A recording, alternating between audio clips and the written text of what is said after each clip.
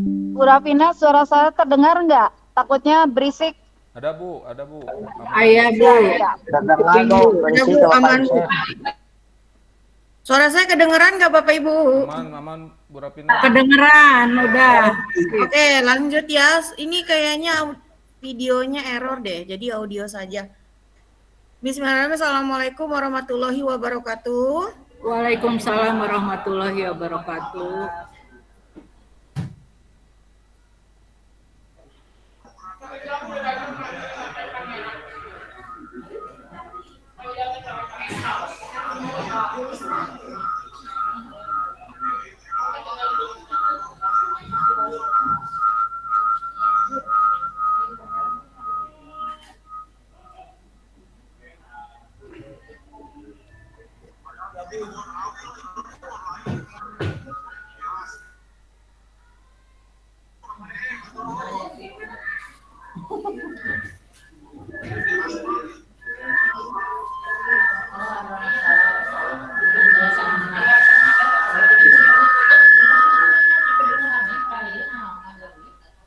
Bu Rapina, halo.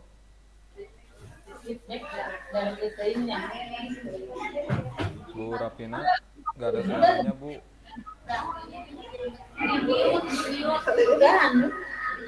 Udah?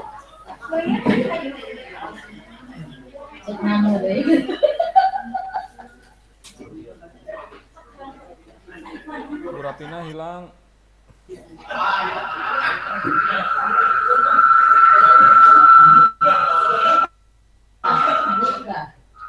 Halo Pak, ulangi lagi ya Pak. Ayo Bu. Ya Allah.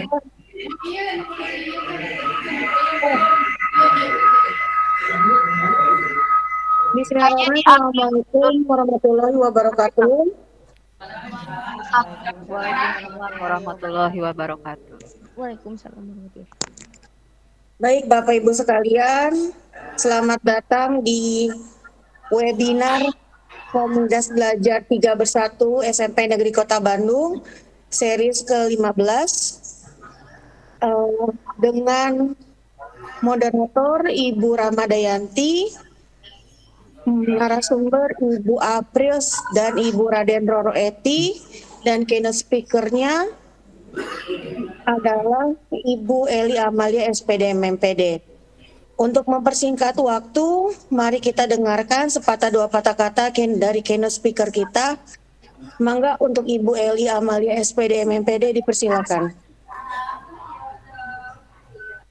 Ya, terima kasih kepada Bu Rafina yang telah membuka kegiatan webinar Komunitas Belajar 3 Bersatu, Tilu Bersatu Kota Bandung. Bismillahirrahmanirrahim. Assalamualaikum warahmatullahi wabarakatuh. Waalaikumsalam warahmatullahi wabarakatuh. Alhamdulillah, puji dan syukur kita panjatkan pada Allah Subhanahu wa Ta'ala. Pada hari ini Jumat, menjelang di akhir bulan Agustus tahun 2025, kita SMP Negeri 3 Bandung bisa melaksanakan kembali kegiatan komunitas belajar yang menjadi hari belajar guru-guru hebat di SMP Negeri 3 Bandung. Mudah-mudahan kegiatan pada hari ini senantiasa mendapatkan keberkahan kepada kita semua, sehingga pada ujung akhirnya akan berdampak kepada kebaikan anak-anak kita di dalam rangka meningkatkan mutu pendidikan di SMP Negeri 3 Bandung. Bapak Ibu yang saya hormati, pada kesempatan ini alhamdulillah saya bisa membersamai Bapak Ibu dalam kegiatan kombal ini, walaupun pada saat ini juga saya sedang melaksanakan kegiatan atas perintah tugas dari pimpinan Dinas Pendidikan Kota Bandung terkait dengan apresiasi rapot pendidikan Kota Bandung tahun 2025. Walaupun dengan kondisi yang sedang bentrok seperti ini, insya Allah tidak mengurangi makna kebersamaan saya dengan Bapak Ibu. Mudah-mudahan sekali lagi memberikan kebermanfaatan untuk kita semua. Pada kesempatan kombel setelah lama kita off, maka pada hari ini kita akan memulai dengan beberapa narasumber SMP Negeri 3 Bandung, guru-guru yang hebat, guru-guru yang keren, terkait dengan diseminasi pembelajaran mendalam, di mana diseminasi pembelajaran mendalam yang akan nanti disampaikan oleh narasumber Bapak Ibu guru dari SMP 3 Bandung ini adalah menjadi implementasi dari hasil pelatihan Diklat PM yang diselenggarakan oleh BBGTK melalui Dinas Pendidikan Kota Bandung bagi guru-guru di SMP Kota Bandung. Pada intinya, pada kesempatan ini saya selaku pimpinan senantiasa mengajak kepada Bapak Ibu untuk menumbuhkan pola pikir bertumbuh di dalam penerapan pembelajaran mendalam. Kata kuncinya seperti itu. Ya, PPB-nya ditingkatkan kembali pola pikir bertumbuhnya agar kita bisa mengimplementasikan apa yang menjadi strategi pembelajaran mendalam sehingga pada intinya pembelajaran mendalam itu betul-betul bisa menjadi suatu strategi di dalam peningkatan mutu pendidikan. Pesan amanah saya seiring dengan Permendikdasmen bahwa pembelajaran mendalam adalah pendekatan holistik yang berfokus pada peserta didik untuk menciptakan proses belajar yang berkesadaran, bermakna, dan menggembirakan melalui pengembangan potensi secara terpadu melalui olah pikir, olah hati, olah rasa, dan olahraga.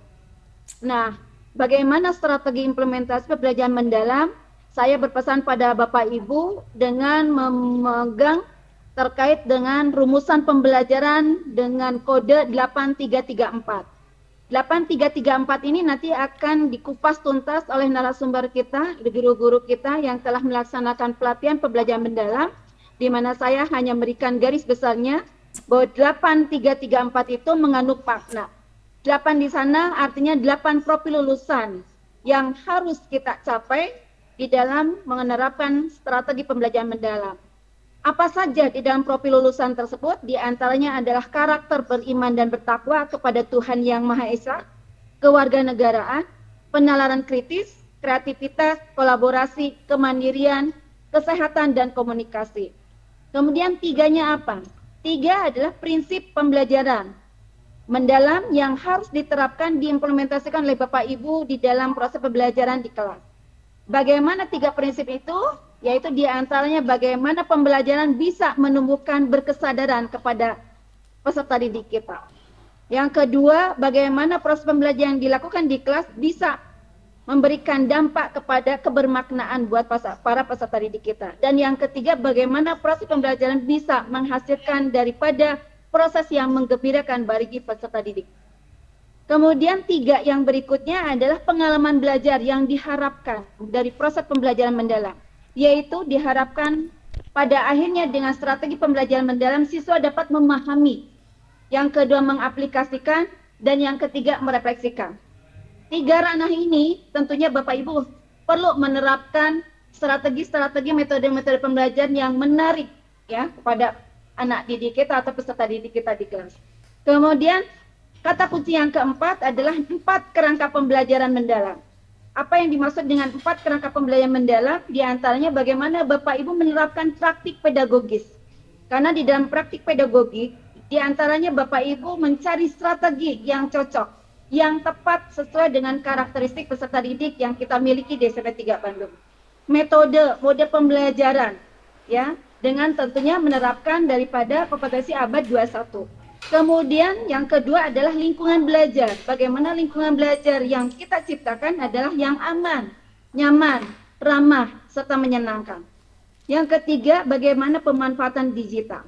Sarana prasarana yang kita miliki dengan keberadaannya tentunya bisa dimanfaatkan, dioptimalkan oleh Bapak Ibu guru sehingga bisa menciptakan pembelajaran yang bermakna ya serta menggembirakan pada anak didik kita. Yang keempat adalah membangun kemitraan pembelajaran. Yang dimaksud dengan kemitraan pembelajaran, Bapak Ibu bisa membangun komunikasi, kolaborasi, ya, di dalam menerapkan pembelajaran mendalam bisa berdasarkan lintas kedisiplinan ilmu, ya, bisa menggabungkan beberapa mata pelajaran untuk memahamkan suatu konten materi kepada anak didik kita tadi supaya anak mendapatkan pengalaman belajar, ya, yang bermakna, yang berkesadaran dan tentunya menggembirakan.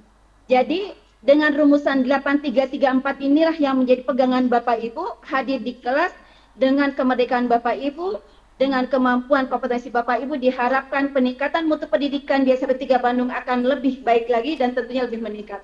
Itu barangkali ya yang bisa saya sampaikan sebagai pembuka kegiatan komunitas belajar. Sekali lagi terima kasih kepada Bapak Ibu guru-guru hebat YSMP 3 Bandung yang senantiasa hadir dalam kegiatan komunitas belajar. Insya Allah ilmu yang kita dapatkan pada hari ini akan bermanfaat untuk kita semua. Mudah-mudahan menjadi catatan baik, amalan yang akan terhitung di yaumil akhir nanti. Terima kasih Bapak Ibu hebat. Ya, saya akhiri.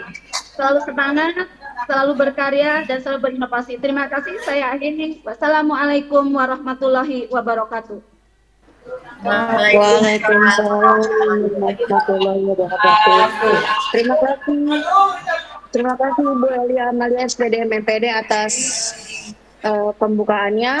Langsung saja saya serahkan kepada moderator kegiatan ini yaitu Ibu Ramadayanti. Waktu dan tempat dipersilakan. Terima kasih Bu Rafina.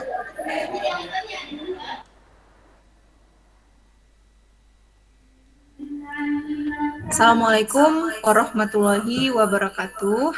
Waalaikumsalam warahmatullahi wabarakatuh. Selamat siang Bapak Ibu semua.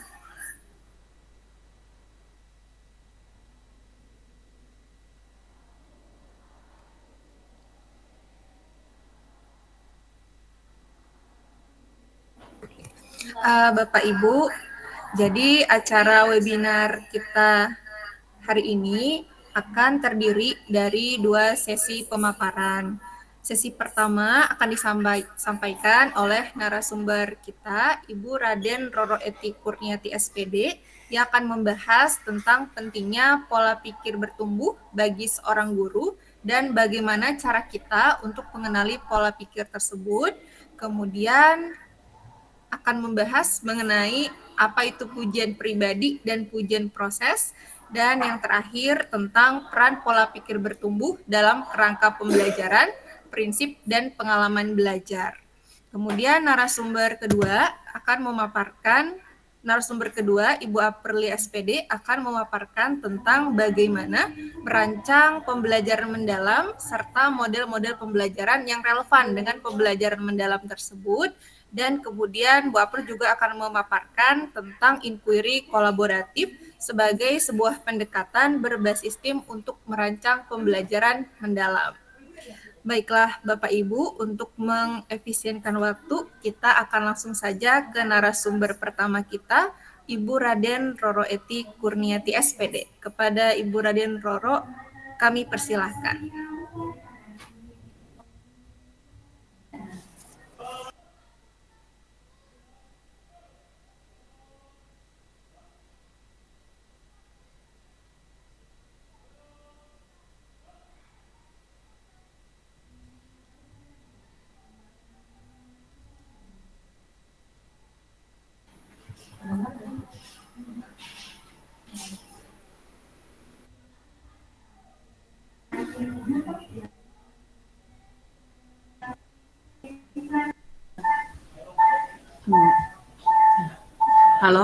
Halo, Bapak Ibu terdengar suara saya?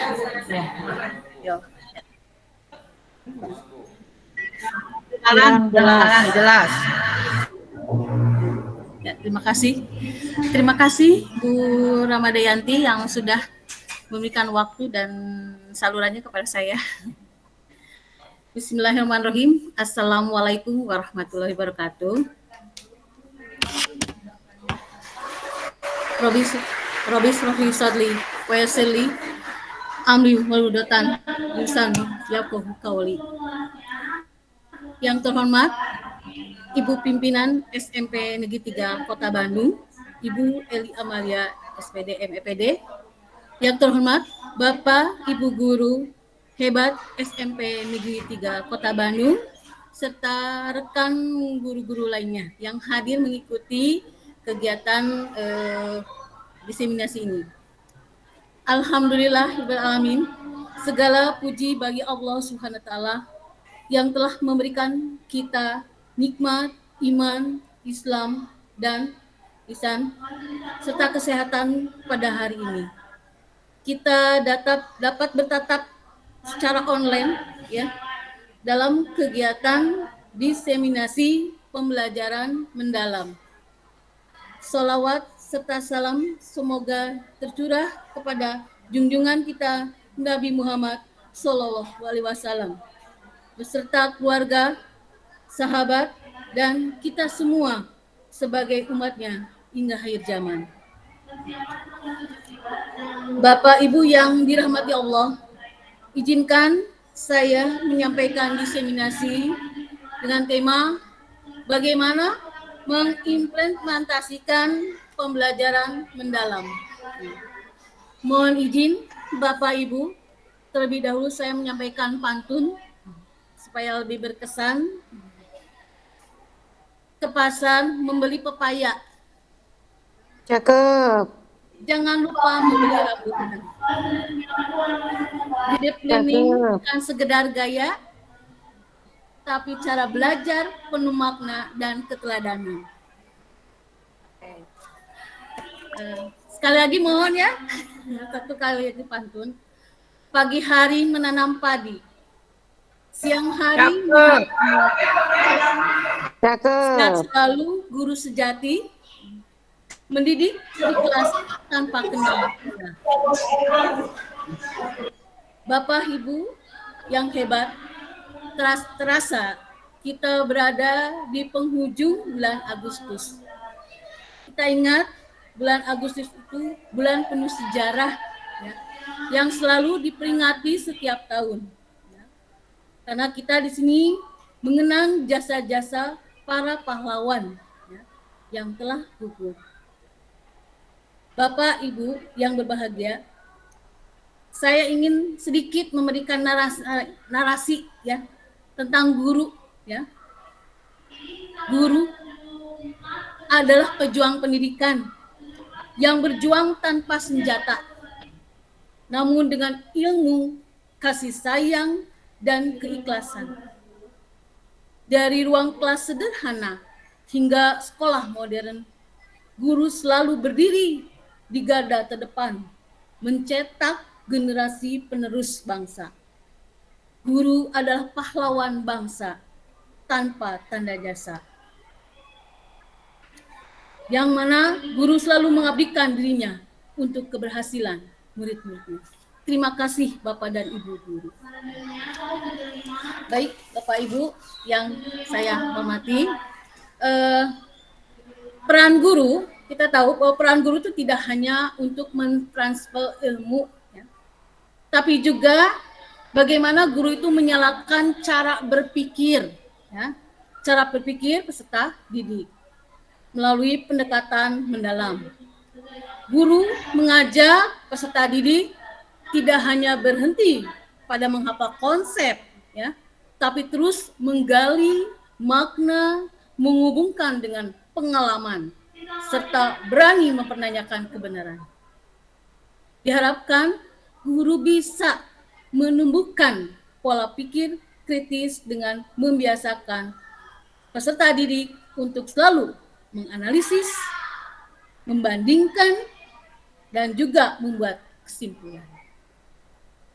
Dengan cara ini, dengan pembelajaran mendalam, diharapkan peserta didik memberikan rasa untuk berani berpikir, berani bertindak, dan siap menghadapi tantangan zaman.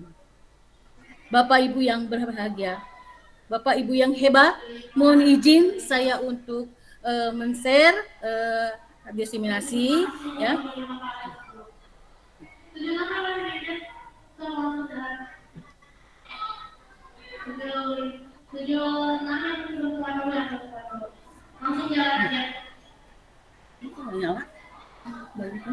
Oh ya.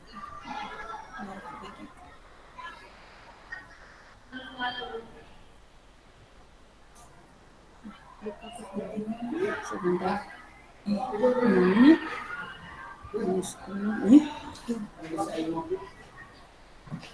Ini itu ya.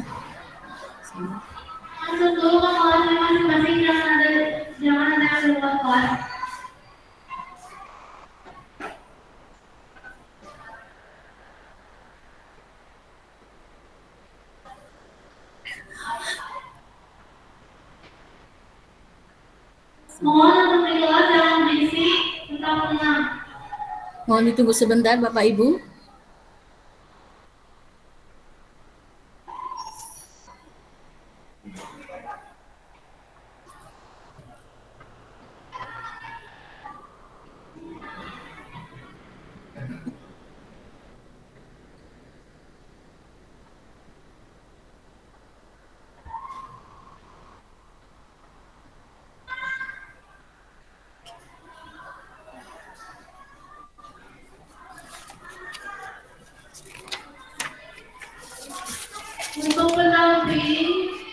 Oke, Bapak Ibu terlihat slide yang saya share? Terlihat, Bu. Terima kasih. Seperti yang tadi saya sampaikan bahwa tema yang kita bahas hari ini adalah bagaimana mengimplementasikan pembelajaran mendalam. Di sini sampaikan bahwa pola pikir adalah segalanya. Ya, pola pikir adalah segalanya. Maksudnya apa? Mungkin ya pola pikir segalanya itu. Pola pikir adalah segalanya itu bagaimana seseorang berpikir ya atau mindset dalam menentukan pilihan ya, sikap dan perbuatannya dalam kehidupan sehari-hari. Kalau seseorang memiliki pola pikir yang positif ya, tentu tindakannya akan bagaimana? Ya. Tindakannya akan semangat, sabar, berani memecahkan masalah, berani mencoba. Tapi kalau pola pikirnya negatif, ya, tindakannya akan bagaimana? Orangnya mudah menyerah, takut gagal, tidak mau mencoba. Jadi pola pikir di sini sangat mempengaruhi perasaan kita. Nah, dari perasaan itulah mempengaruhi tindakan. Nah, dari tindakan itu mempengaruhi hasil. Jadi hasil itu dari tindakan. Makanya di sini kesimpulannya pola pikir akan mendikte tindakan yang dilakukan serta akan menentukan hasil yang diperoleh. Saya contohkan ya. Misalnya ketika seseorang ingin belajar, tentu supaya bisa belajar bagaimana caranya? Yaitu dengan berlatih. Kalau berlatih berarti nilainya akan meningkat. Lain lagi dengan orang yang atau siswa yang mengatakan, saya mah bodoh, gitu ya, saya tidak bisa. Ada apa tindakannya? Tindakannya dia malas. Ya tentunya berarti akan berdampak buruk pada anak tersebut ya terhadap prestasinya. Oke, selanjutnya ya. Di sini ada jenis-jenis pola pikir. Kita kenal ada istilah PPT ya, ada kita kenal istilah PPB ya. Mungkin ada yang tahu singkatan dari apa PPT?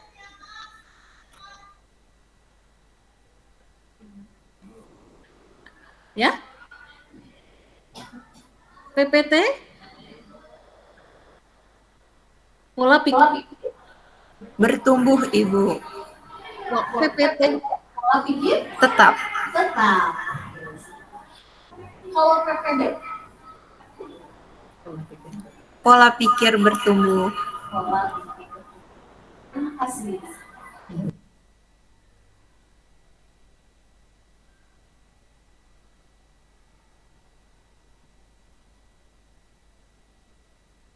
Suara Bu Etinya mute itu, Bu Yanti.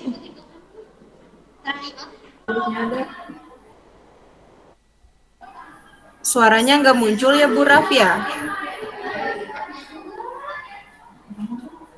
Iya, suara Bu Eti suaranya nggak muncul.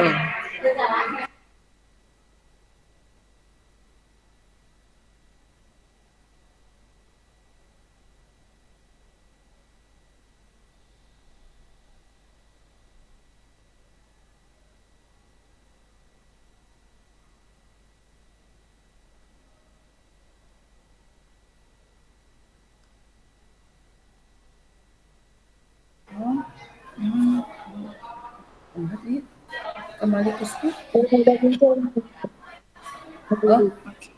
Diulangin deh. Sampai mana tadi kedengaran? Berarti dari sini aja, Bu. Oke, Bapak Ibu mohon maaf ya. Tadi suaranya tidak terdengar. Ya. Jenis-jenis pola pikir. Pola pikir itu ada dua ya, Bu, Bapak. Yang pertama fixed mindset.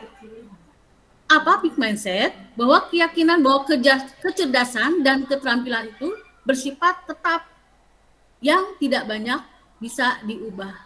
Nah, berarti seseorang yang berpikir fixed mindset, dia berpikir secara negatif, ya. Dia berpikir tidak akan ada perubahan, ya. Padahal sebenarnya tidak begitu. Nah, sekarang growth mindset. Growth mindset itu apa? Yang meyakini bahwa kecerdasan dan keterampilan itu bisa dikembangkan lewat belajar dan berusaha. Nah, kita tahu ya pada saat pembelajaran kita dihadapkan sering dengan kemampuan anak yang berbeda-beda, gitu ya.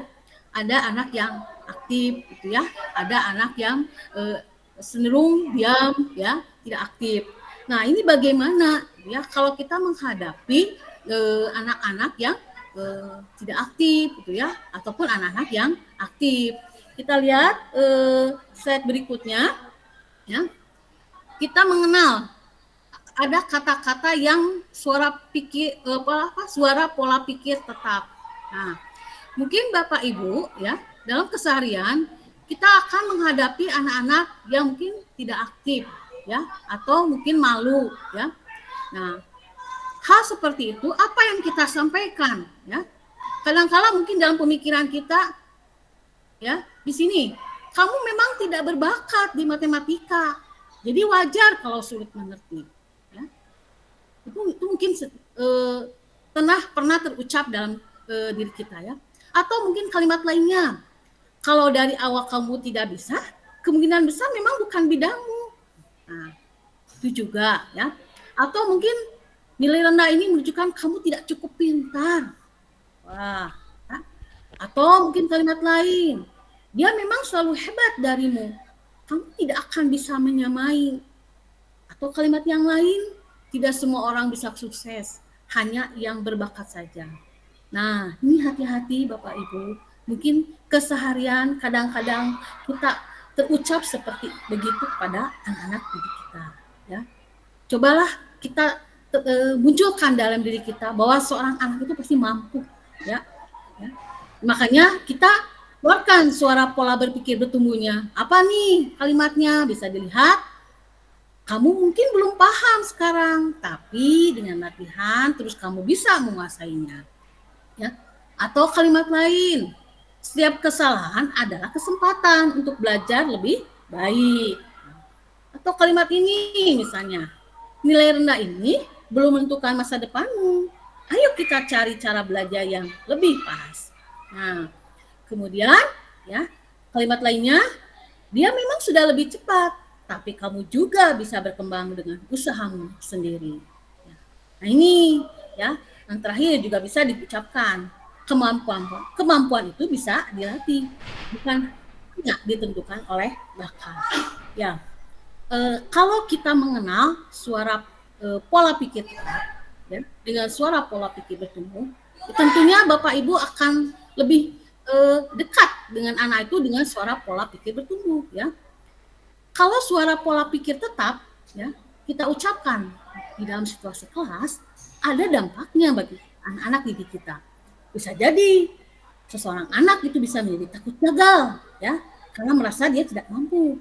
Nah, terus juga anak itu menjadi enggan untuk mau berusaha, ya, karena dia tidak ada berikan kesempatan lagi, ya, oleh kita. Atau mungkin anak itu menjadi putus asa. Nah, itu harus kita perhatikan, ya. Oke, selanjutnya. Nah, selain kita ucapkan ya pada saat pembelajaran terhadap anak didik kita juga suatu waktu kita akan berikan pujian, ya. Ada pujian tuh ada dua, ya, pujian pribadi, ada juga pujian proses. Nah, pujian pribadi dan pujian proses ini adalah pendapat dari Carol Dweck. Carol Dweck itu adalah seorang psikolog pendidikan dari Amerika, ya. Beliau membagi pujian itu atas dua, ya. Ini sadarkah Bapak Ibu kalau cara guru memberikan pujian atau kritik juga menjadi faktor yang sangat menentukan tipe pola pikir yang akan terbentuk pada muridnya. Nah, dua pujian berikut ini ternyata memberikan dampak yang sangat berlawanan. Nah, contohnya bagaimana pujian pribadi? Kamu pasti pintar. Ya, Cica. Lain lagi dengan pujian proses. Nah, pujian proses di sini siswa sampaikan, kamu pasti sudah bekerja keras. Nah, kata bekerja keras itu sudah menunjukkan proses, ya, proses yang sudah dilakukan oleh anak, ya, peserta didik kita. Nah, pujian pribadi, ya, sebenarnya itu kita melihat fokusnya pada bawaan pribadi anak itu sendiri. Nah, ini hati-hati, Bapak Ibu. Kalau misalnya pujian pribadi itu bisa berdampak anak merasa sudah saja itu masih label bagi saya, sudah aja misalnya cukup pintar saja, ya, tidak melihat proses. Tapi lain lagi dengan yang pujian proses, ya. Kalau pujian proses itu melihat dari usahanya, strategi belajar yang dilakukan oleh siswa atau peserta didik. Nah, jadi kalau melihat pujian proses itu, anak akan merasa sadar bahwa hasil itu karena usaha. Nah, kira-kira bagaimana nih ucapannya yang kita sampaikan, mana pujian pribadi dan pujian proses. Sampaikan slide berikutnya. Contoh pujian pribadi begini. Kamu memang berbakat dalam matematika. Sudah aja. Kamu pintar sekali. Atau kamu anak yang baik.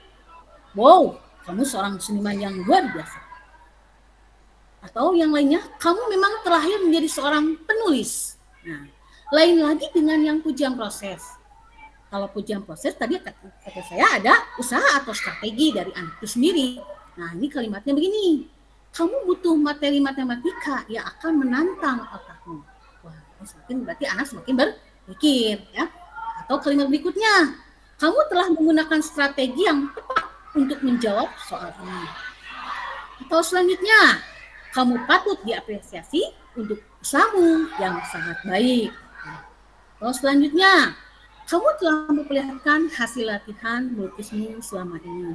Dan terakhir mungkin bisa contoh, kamu mampu memiliki kata-kata yang sangat baik dalam tulisan. Oke, nah kita harapkan dalam diri kita dan juga dalam diri peserta didik itu tumbuh pola pikir bertumbuh. Pola pikir bertumbuh. Ya, dalam diri kita pun pola pikir bertumbuh. Nah, sesuai dengan struktur dari kerangka pembelajaran, perencanaan pembelajaran, ya, kita lihat kerangka pembelajaran itu ada 4, ya. Yang pertama praktek pedagogis, kemudian lingkungan pelajaran, kemudian kemitraan pembelajaran, dan pemanfaatan digital. Nah, apa peran pola pikir yang bertumbuh pada praktek pedagogis? Ya, di sini kita menggunakan model metode pembelajaran yang berfokus pada pemecahan masalah yang kontekstual, kolaboratif, serta eksplorasi banyak ide. Ya, jadi dengan model atau metode yang bervariasi disesuaikan dengan kondisi, ya, siswa untuk belajar memecahkan masalah. Kemudian, apa peran pola pikir bertumbuh dalam lingkungan pembelajaran? Di sini, demi menciptakan iklim belajar yang kondusif, tetap bisa memotivasi murid. Kita tahu lingkungan belajar itu ada lingkungan fisik, ada lingkungan belajar sosial. Nah, itu kita bisa gunakan untuk menciptakan iklim belajar yang lebih kondusif untuk peserta didik.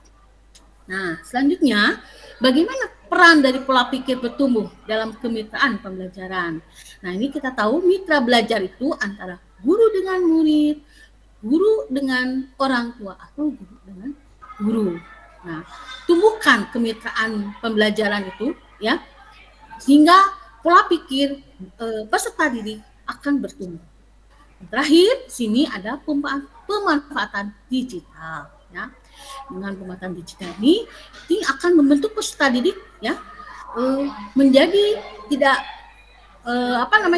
seorang yang mampu berkolaborasi, ya, berkolaborasi, ya, bukan menjadi bersaing, ya, antara peserta didik dengan digital. Oke, selanjutnya, ya, sekarang peran pola pikir bertumbuh. Kita tahu bahwa pengalaman belajar itu meliputi 3 hal. Ada memahami, ada mengaplikasi, dan merefleksi. Nah, sekarang apa peran pola pikir bertumbuh itu ya, PPB? Ya, di sini dengan memahami, murid akan berhadapan dengan berbagai tantangan, apalagi setelah tantangan dan kesulitan, apalagi setelah peserta didik mendapatkan satu konsep ya, bagaimana dia menghadapi tantangan dan kesulitan dalam suatu konsep yang diberikan oleh guru. Nah, kemudian dalam mengaplikasi juga di sini bagaimana siswa atau peserta didik menghubungkan materi dengan kehidupan nyata ya. Apakah dengan pola pikir bertumbuh di sini peserta didik tidak akan diam tapi mencoba untuk mengatasi masalah, memecahkan masalah sehingga peserta didik tidak takut dalam menghadapi berbagai kendala. Nah, selanjutnya dalam refleksi ini diharapkan peserta didik mampu memahami tujuan yang dicapai dari pembelajaran, ya, kemudian mengeksplorasi kekuatan, tantangan, dan mencari area yang perlu diperbaiki. Oke, selanjutnya apa peran pola pikir bertumbuh dalam prinsip pembelajaran? Ya, prinsip pembelajaran, ya, yang pertama adalah berkesadaran. Kemudian yang kedua bermakna, dan yang ketiga adalah menggembirakan. Dalam berkesadaran diharapkan murid itu atau peserta didik sadar akan setiap tantangan atau hambatan dan kesulitan yang dihadapi, ya, sehingga dia tidak akan merasa gagal ya dalam melakukan kesalahan. Selanjutnya dalam prinsip pembelajaran bermakna, di sini diharapkan peserta didik itu menjadi seorang pembelajar yang sepanjang hayat, lifelong learner yang berguna dalam menghadapi berbagai kendala yang dianggap penting ya untuk memperoleh peluang untuk memperoleh pengetahuan dan keterampilan yang berguna. Selanjutnya, menggembirakan. Diharapkan ya peserta didik ini bisa terciptanya suasana belajar yang positif ya dan menantang serta menyenangkan dan memotivasi dan siap menghadapi tantangan. Oke, mungkin demikian yang saya sampaikan materi awal mengenai pola pikir. Saya kembalikan lagi kepada moderator kita Bu Ramadhani. Assalamualaikum warahmatullahi wabarakatuh.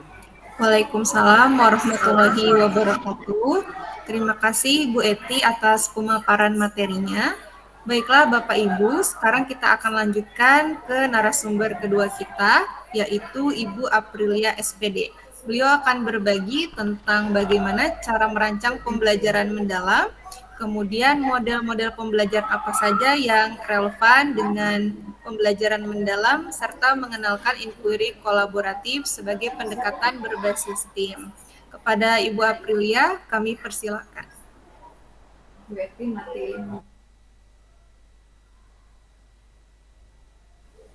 Terima kasih Bu Ramadayanti selaku moderator.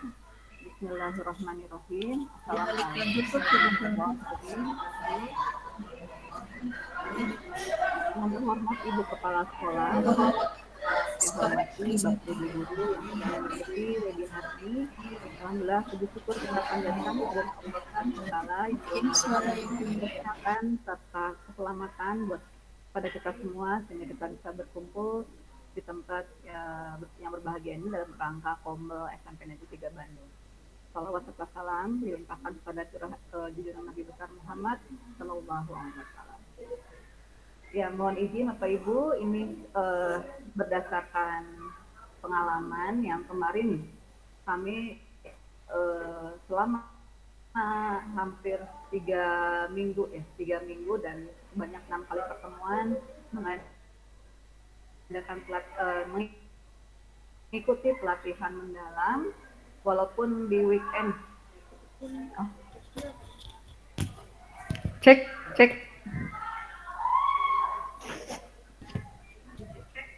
Terdengar? Ya mungkin sambil selama hampir kurang lebih 3 minggu ya kemarin kami mengikuti pembelajaran mendalam walaupun di weekend, Sabtu Minggu. Ya, Masya Allah.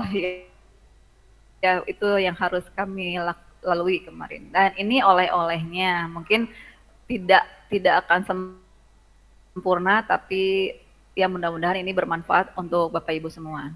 Baik, saya akan share screen. Saya melanjutkan apa yang tadi Bu Eti sampaikan dan juga tadi Ibu Kepala juga sudah membukanya dengan rumus 8334 itu akan menjadi terngiang-ngiang, akan menjadi apa ya, angka keramat ya untuk pembelajaran mendalam, karena pola tersebut yang apa namanya menjadi ciri khas dari pembelajaran mendalam, di mana 8 itu adalah untuk dimensi profil lulusan, 8, 3, 3, 4, 3 itu untuk prinsip pembelajaran, kemudian ada 3 lagi pengalaman belajar, dan satu lagi adalah kerangka pembelajaran. Baik, bentar.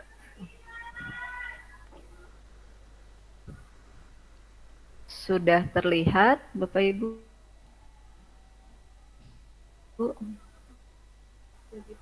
Belum Bu April.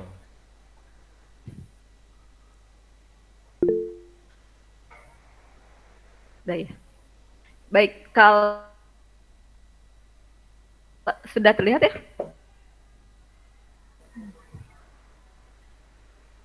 Belum.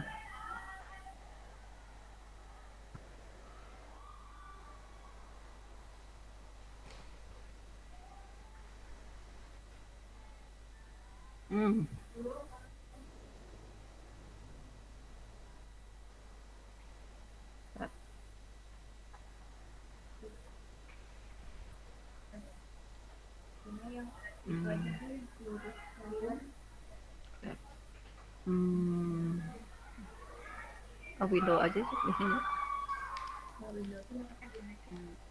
Kenapa ya tiba-tiba?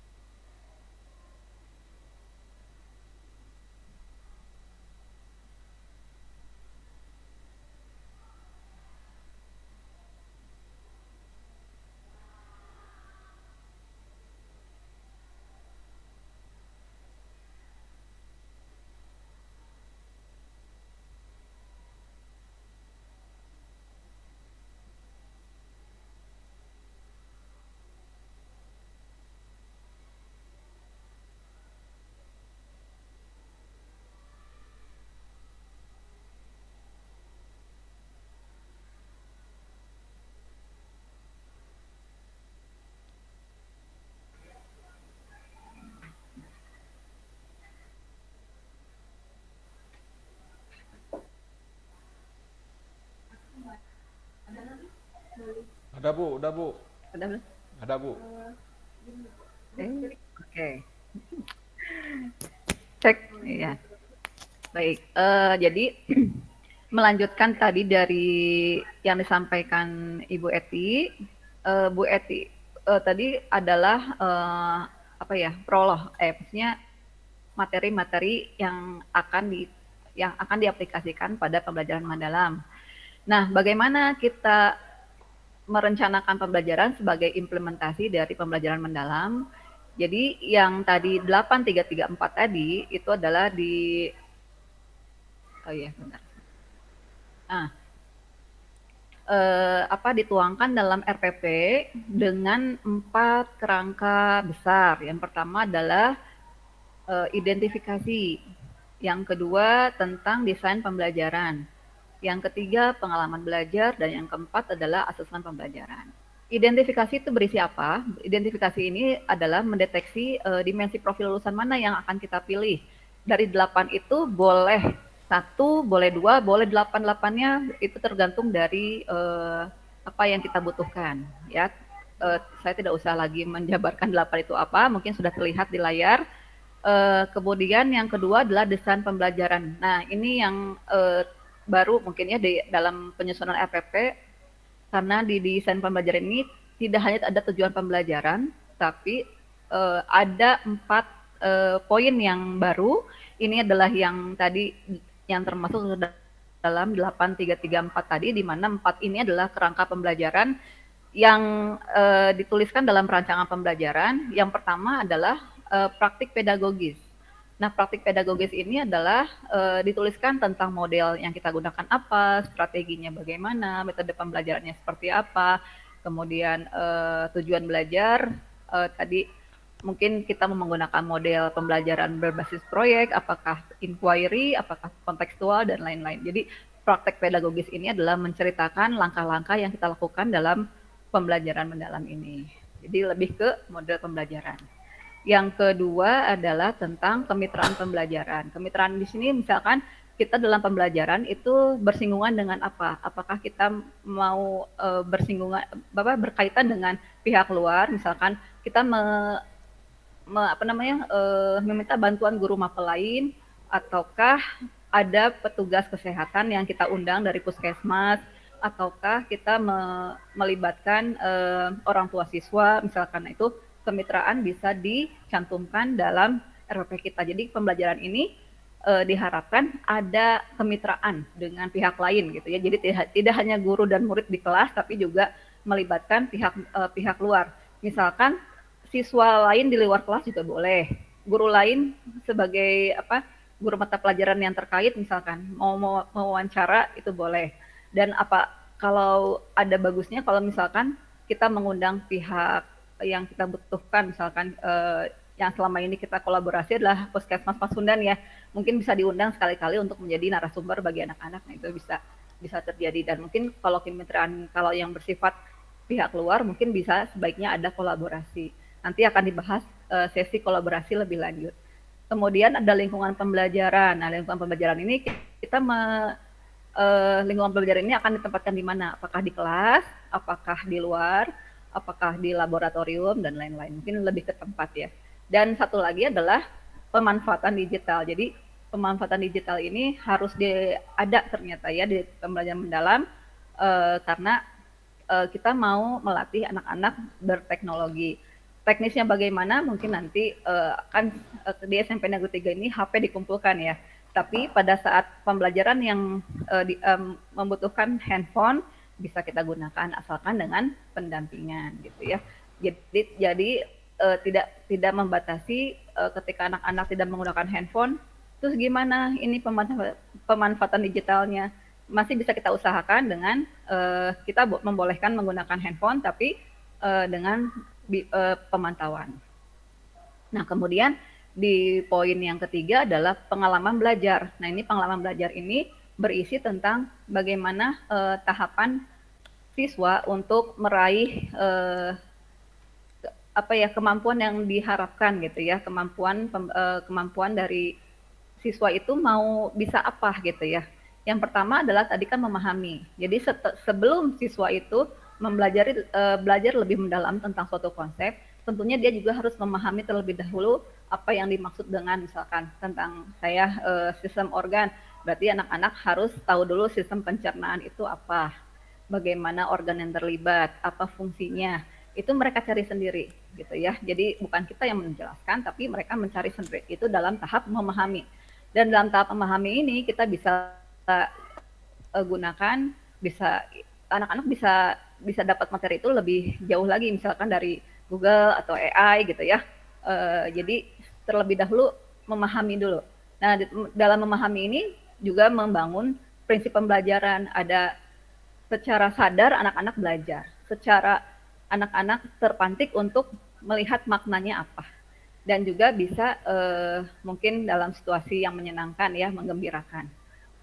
Kemudian selanjutnya setelah tahu memahami, anak-anak diminta untuk mengaplikasikan konsep yang sudah diterima gitu ya. Misalkan kita membuktikan suatu eksperimen gitu ya. Misalkan ini mungkin bukan di IPA saja, semua pelajaran juga bisa. Jadi kenyataannya di lapangan, mencari benda-benda di sekitar gitu ya, itu dalam rangka kegiatan mengaplikasi. Jadi kalau dalam IPA mah praktikumnya atau risetnya lah ya, penelitiannya. Nah kemudian setelah melakukan mengaplikasi, nah anak-anak bisa merefleksi. Merefleksi ini dalam tahap kegiatan diskusi yang besar.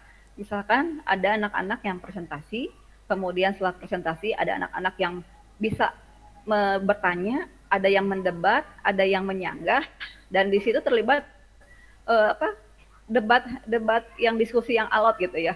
Nah itu berarti anak-anak sudah bisa merefleksi kegiatan kita. Jadi diharapkan sampai ada tahap seperti itu. Ini mungkin bukan hal yang baru, tapi anak-anak jadi di pembelajaran mendalam ini dituntut untuk bisa mencapai tingkat refleksi, gitu ya. Dipastikan untuk bisa merefleksi dari kegiatan pembelajaran yang dilakukan. Kemudian ada asesmennya. Nah, asesmen ini sudah tidak aneh. Asesmen ini bisa Bapak Ibu lakukan, cuma sebaiknya asesmen yang digunakan adalah asesmen yang berbasis ada stimulasi yang membuat anak-anak berliterasi terlebih dahulu, sehingga ada literasinya, ada stimulusnya, ada prolognya, begitu baru terhadap apa yang diminta dari soal tersebut. Jadi diharapkan untuk anak-anak bisa menyelesaikan soal-soal hot high order thinking skill, sehingga tidak hanya di level C1, C2, tapi di level yang tingkatnya lebih tinggi lagi, ya, terutama C4 ke atas mungkin ya, sampai tingkat ke evaluasi. Nah, ini satu yang sekarang ini digencarkan kembali. Sebetulnya model pembelajaran ini satu hal yang penting Bapak dikumandangkan kembali. Sebetulnya ini model pembelajaran sudah lama digaungkan, cuman hanya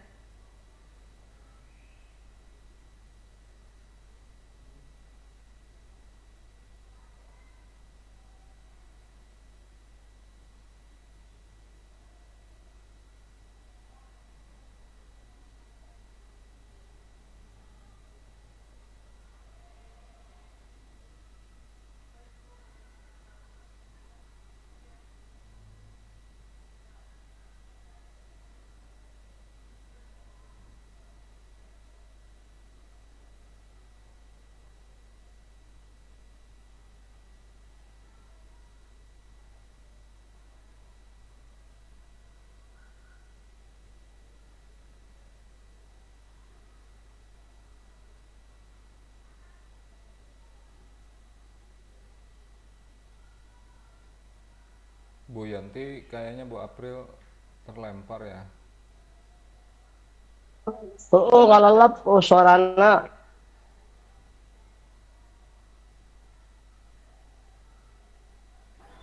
Bapak Ibu, mohon maaf ada kendala teknis karena sinyalnya sedang terputus.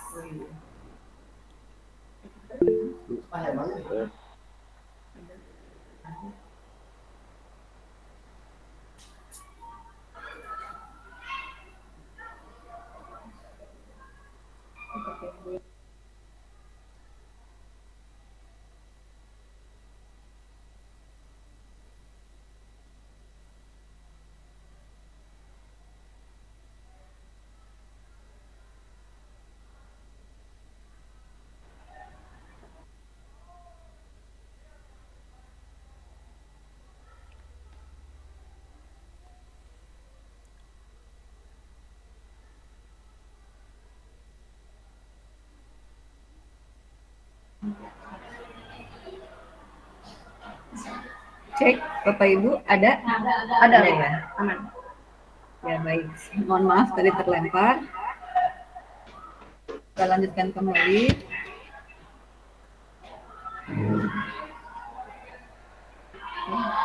Mending entire screen aja ya? Ya, ya Bu, betul.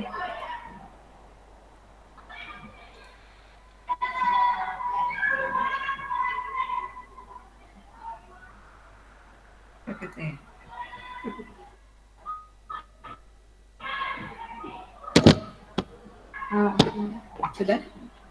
Oh, iya. Baik, Bapak Ibu, ini model pembelajaran ya. Kenapa model pembelajaran ini sangat penting karena kalau kita melaksanakan model pembelajaran sesuai dengan langkah-langkah yang ya. Jika kita menggunakan model pembelajaran ini sesuai langkah-langkah dan sintaknya, maka otomatis kita akan melaksanakan pembelajaran mendalam. Jadi yang pertama, mungkin yang akan sering digunakan adalah project based learning dan problem based learning, karena ini adalah model pembelajaran yang memang bermakna, berkesadaran sesuai dengan prinsip pembelajaran mendalam, dan juga sampai menggiring anak-anak sampai ke tahap memahami, mengaplikasi dan merefleksi gitu ya. Nah, alasannya kenapa harus PJBL? Peserta didik menghasilkan produk atau proyek yang menuntut riset, integrasi berbagai konsep serta refleksi mendalam. Nah, ini mungkin yang akan dijadikan sebagai kemarin kegiatan kokurikuler ya, di pengganti bukan pengganti ya, mungkin kalau kemarin kan project, sekarang mungkin termasuk terintegrasi dalam pembelajaran. Jadi dianjurkan untuk menggunakan PJBL. Namun tidak dipaksakan juga, karena ini mungkin lebih cocok, lebih tepatnya ke mungkin seni rupa ya, yang berbasis produk gitu. Tapi memang dalam PJBL ini tidak hanya produk yang dihasilkan, melainkan melatih anak-anak untuk mengikuti setiap langkah-langkahnya sehingga termonitor dengan baik gitu ya. Jadi anak-anak bagaimana mendesain, kemudian bagaimana dia membuatnya sampai hasilnya menjadi jadi gitu ya. Itu langkah-langkahnya itu yang diharapkan. Namun kalau produknya tidak dihasilkan juga tidak apa-apa, tapi langkah-langkahnya sesuai prosedur. Nah, ini adalah sintak dari PJBL. Yang pertama adalah menentukan pertanyaan mendasar. Ini adalah yang berkaitan dengan masalah nyata, masalah yang diangkat akan apa, gitu ya. Tema atau topik proyek yang ditentukan. Jadi ini berdasarkan masalah yang ditemukan dalam kehidupan sehari-hari. Misalkan mungkin dalam seni rupa kita ingin, seni budaya mungkin ya, ingin mengungkapkan masalah kebudayaan Sunda. Nah, mungkin ini bisa menjadi proyek tema yang akan dilaksanakan. Mungkin Bu Ana dan Pak Ilham yang lebih tahu tentang ini ya. Tapi tidak hanya seni budaya, ini juga bisa berlaku untuk mata pelajaran yang lain. Kemudian mendesain perencanaan proyek. Ini adalah nah, jadi ciri khas dari PJBL ini selalu ada desain. Jadi ketika anak-anak merancang produk, selalu ada desain yang menjadi ciri khas dari PJBL. Jadi kalau tidak ada pendesainan, berarti ya produknya akan diyakini tidak akan sukses, gitu, tidak akan berhasil. Jadi tahapan merancang inilah yang ditekankan sekali kepada anak-anak supaya anak-anak bisa merancang sebelum membuat sesuatu, gitu ya. Nah, kemudian bagaimana anak-anak bisa menyusun jadwal pelaksanaan proyek, tentunya dengan monitoring dari gurunya tersebut. Jadi menyusun jadwal, ada timeline-nya ditentukan bersama, sehingga anak-anak punya deadline waktu kapan melakukan A, B, C, D gitu ya. Nah, kemudian melaksanakan proyek ini adalah ketika anak-anak melaksanakan kegiatan proyeknya, apakah itu membuat produk, apakah harus meneliti ke pasar, ataukah berkunjung ke rumah sakit dan lain-lain gitu ya, misalkan seperti itu, atau sekedar berkunjung ke perpustakaan boleh. Dan yang kelima adalah menguji hasil proyek itu dengan presentasi dengan produk yang dievaluasi bersama.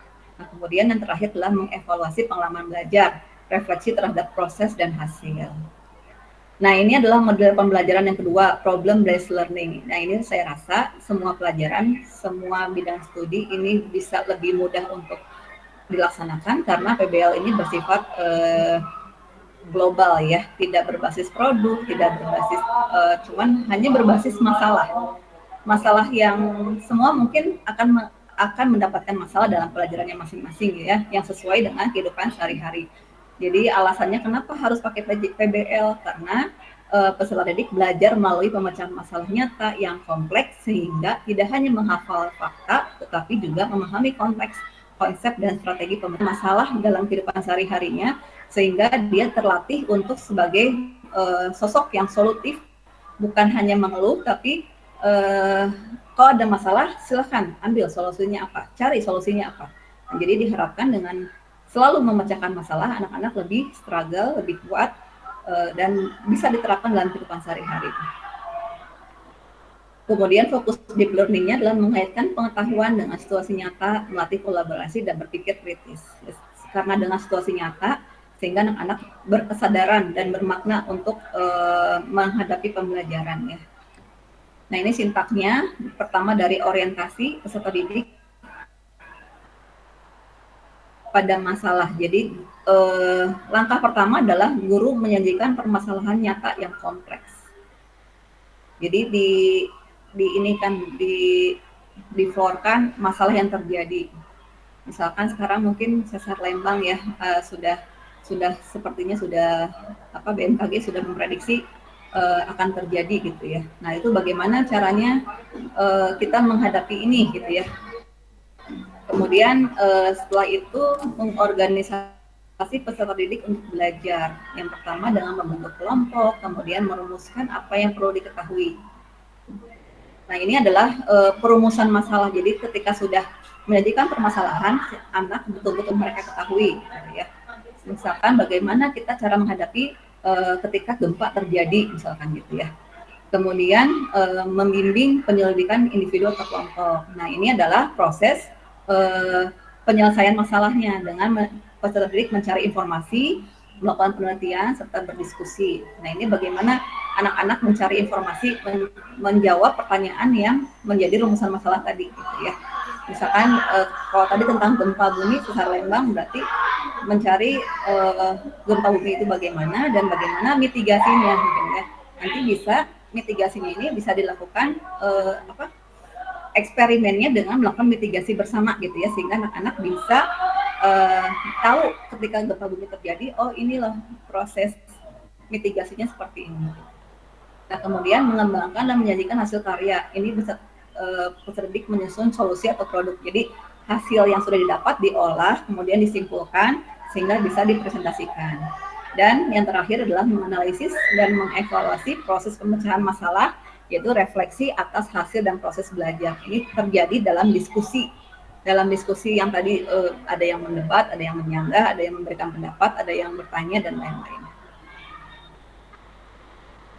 Oke, yang terakhir adalah discovery learning. Ini mungkin lebih simple dari yang tadi PJBL dan PBL, karena discovery learning ini bisa kita temukan kegiatan sehari-hari sepertinya kita melakukan discovery learning sehari-hari, tapi mungkin kita tidak menyadari bahwa itu kan discovery learning. Jadi dengan kita misalkan meminta anak membagikan LKPD, kemudian mengisinya dengan cara berdiskusi, nanti setelah itu hasilnya dipresentasikan dan anak menemukan sendiri konsepnya, itu berarti discovery learning gitu ya.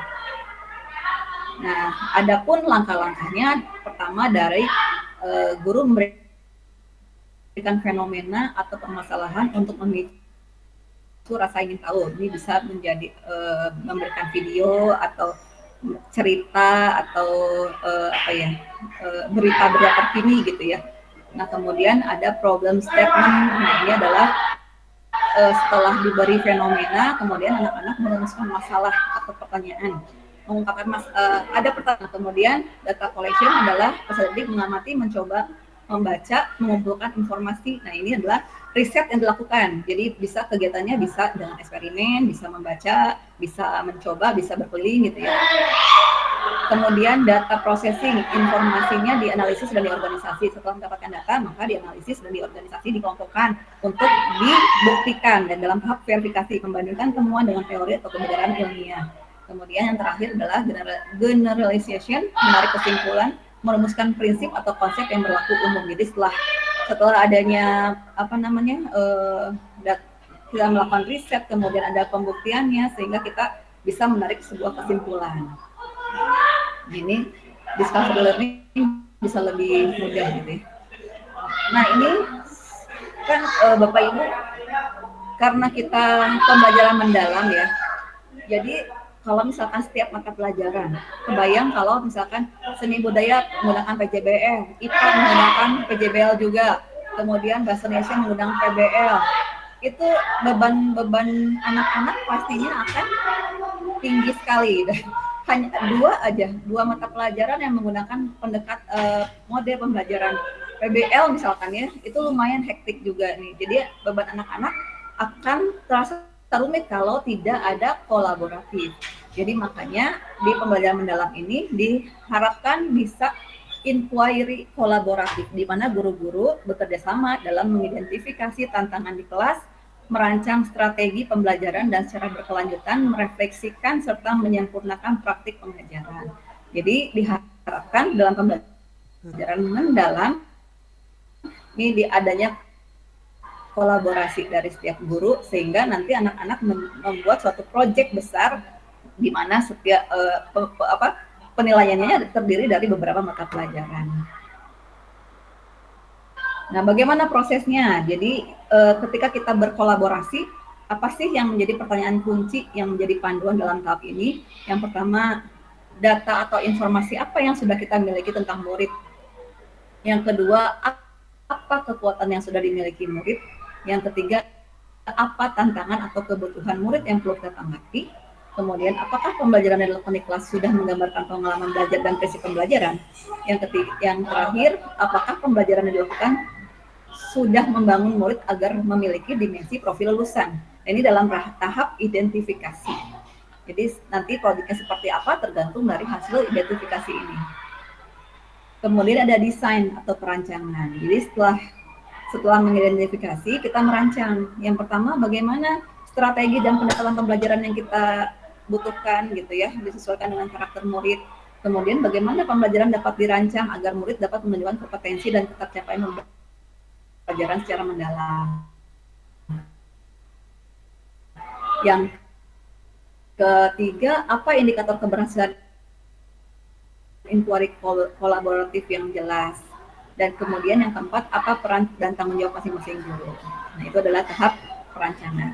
Ya, maka tahap pelaksanaan, bagaimana pertanyaan kuncinya, berbagai murid selama pembelajaran, bukti apa yang menunjukkan bahwa murid-murid benar-benar belajar. Kemudian yang keempat, penyesuaian apa yang perlu dilakukan agar pembelajaran lebih efektif. Nah, yang keempat adalah measurement, reflect, and change, atau pengukuran refleksi dan perubahan. Ini di mana para guru mengukur hasil pembelajaran, merefleksikan proses dan dampaknya. Ya, bagaimana pertanyaan kuncinya? Yang pertama adalah apa bukti nyata keberhasilan pembelajaran. Kemudian yang kedua, bagaimana respon murid terhadap strategi yang digunakan. Yang ketiga, apa yang perlu diperkuat atau diubah. Ya, itu dalam prosesnya. Baik, sudah end ternyata ya. Ya, Bapak Ibu, itu mungkin materi yang bisa saya sampaikan pada kesempatan kali ini. Gimana tadi setelah mengenal pembelajaran mendalam, maka kita akan mengimplementasikannya di sekolah dan diharapkan adanya inquiry kolaboratif dari setiap guru untuk supaya lebih meringankan tugas anak-anak dan juga kita lebih mudah menilainya sehingga tidak terlalu rumit gitu ya. Jadi diharapkan inquiry kolaboratif ini bisa terwujud di SMP Negeri 3 Bandung. Demikian Bapak Ibu materi yang saya sampaikan. Terima kasih atas perhatiannya. Wassalamualaikum warahmatullahi wabarakatuh. Saya kembalikan ke moderator.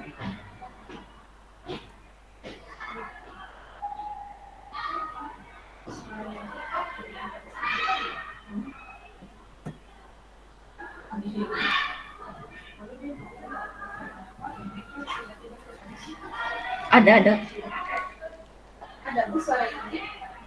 Tapi nggak masuk.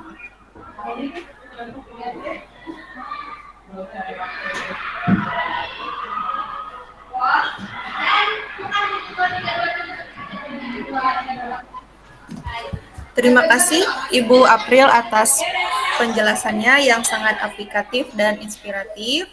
Bapak Ibu peserta webinar, kini tibalah saatnya kita membuka ruang diskusi. Barangkali ada di antara Bapak Ibu yang ingin bertanya, dapat menuliskannya di kolom chat atau langsung silahkan open mic.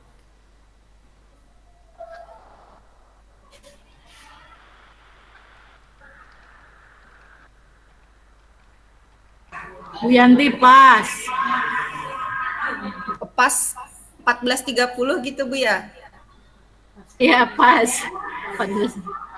Oh, oh iya. Baik Ibu kalau begitu. Pas tidak ada yang bertanya. Gimana Bu April? Cukup aja. Nah. Baiklah Bapak Ibu, kalau sudah pas, berhubung juga waktu sudah menunjukkan pukul 14.30 waktu Indonesia Barat, yang menunjukkan bahwa kita sudah sampai di penghujung acara. Saya selaku moderator ingin memberikan beberapa poin kesimpulan dari webinar kita siang hari ini. Dari Ibu Eti, kita belajar bahwa pola pikir bertumbuh itu sangat penting untuk dimiliki oleh seorang guru untuk menumbuhkan motivasi belajar peserta didik, dan bahwa cara kita memberi pujian pun ternyata berdampak besar pada perkembangan pola pikir mereka. Selanjutnya dari Ibu Aprilia, kita mendapatkan wawasan tentang perancangan pembelajaran mendalam, pemilihan model yang relevan, serta pentingnya inquiry kolaboratif sebagai strategi merancang pembelajaran bersama-sama.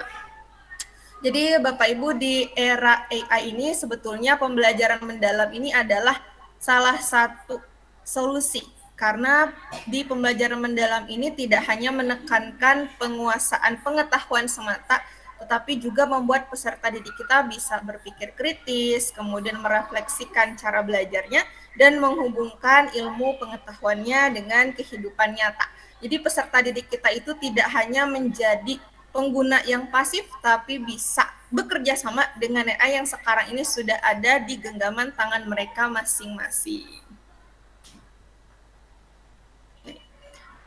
Baiklah Bapak Ibu, semoga ilmu yang kita dapatkan dari kedua narasumber kita, Ibu Eti dan Ibu April, bisa bermanfaat dan diterapkan di kelas kita masing-masing. Dan nantinya bisa berujung pada peningkatan kualitas pembelajaran kita di sekolah. Terima kasih yang sebesar-besarnya.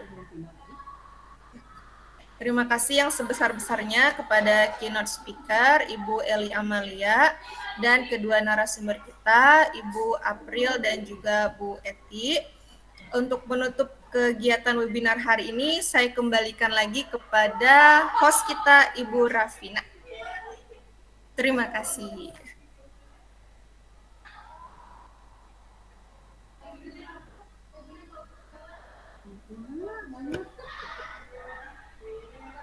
Apakah Bu Rafina bisa mendengar suara saya?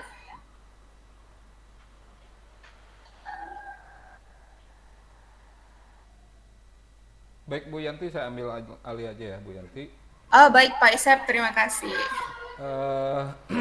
Bapak dan Ibu semuanya, tur nuhun sudah menghadiri seri webinar ke-15 ini. Terutama Bapak Ibu yang dari luar, ada Ibu Siti Fatimah dan kawan-kawan gitu ya. Untuk sertifikat Bapak Ibu sudah bisa di-download. Mangga jangan lupa sertifikat tersedia 1 kali 24 jam akan otomatis tertutup ya Bapak Ibu. Baik Bapak Ibu, saya ingin foto dulu, tidak keluar dulu 1 menit aja Bapak Ibu. Yang berkenan mohon dibuka kameranya Bapak Ibu. Kita akan lakukan sesi foto dulu.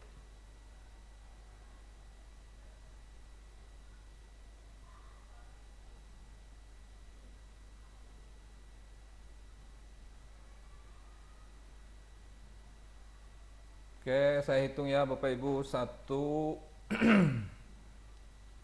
1, 2, 3. Oke, gaya bebas. Pak Ucup ganteng, mangga gaya bebas. Pak Diki, Pak Jalal, Pak Am gaya bebas. Oke, saya hitung ya Bapak Ibu. 1, 2, 3. Oke, hatur nuhun Bapak Ibu.